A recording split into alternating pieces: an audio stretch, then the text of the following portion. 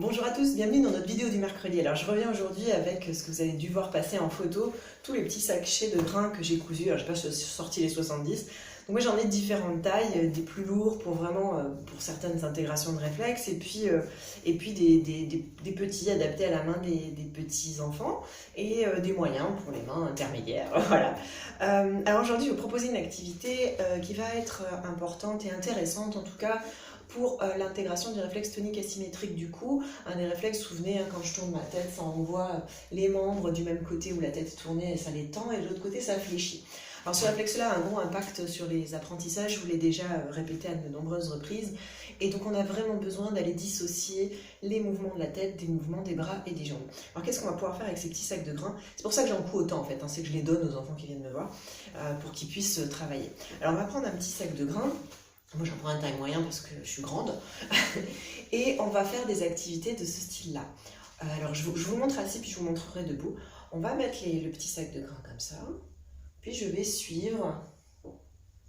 Je change de main. Je suis des yeux mon petit sac de grains. Là je suis dans le sens de réflexe. Je tourne la tête, je tends le bras. Et puis je vais le faire dans le sens inverse. Parce que le but c'est de faire tout ça de manière conscient, de manière volontaire, qu'on passe en cortical. Vous vous souvenez, les réflexes, c'est de l'involontaire, c'est de l'automatique, et nous on veut le faire en sachant qu'on est en train de le faire, c'est-à-dire volontairement. Et la deuxième étape, je vais tendre le bras, mais ma tête elle va aller de l'autre côté. Je change de main. Et je vais pouvoir faire la même chose, je vous remontre debout, où je vais pouvoir, donc soit je suis, soit je vais dans le sens inverse.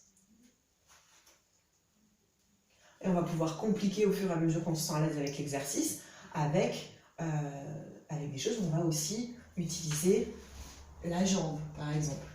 Donc tout ça, c'est des petites activités, c'est une activité toute simple. Alors généralement, les enfants l'aiment bien parce que déjà, il y a le petit sac de grains. Et puis parce que ça les change un petit peu des activités où ils ont besoin de l'aide de papa et maman. C'est une activité qu'ils peuvent faire seuls et facilement. Je vous invite à le faire, même si vous n'avez pas de petit sac de grains et que votre enfant, c'est pas facile l'écriture, la lecture, de tester ça pendant quelques semaines avec un petit quelque chose comme ceci, ou un petit doudou, ou peu importe en fait l'objet, une balle, voilà, l'exercice restera le même pour le coup. Voilà, c'était la vidéo du mercredi avec une activité sur les sacs de grains. À très bientôt!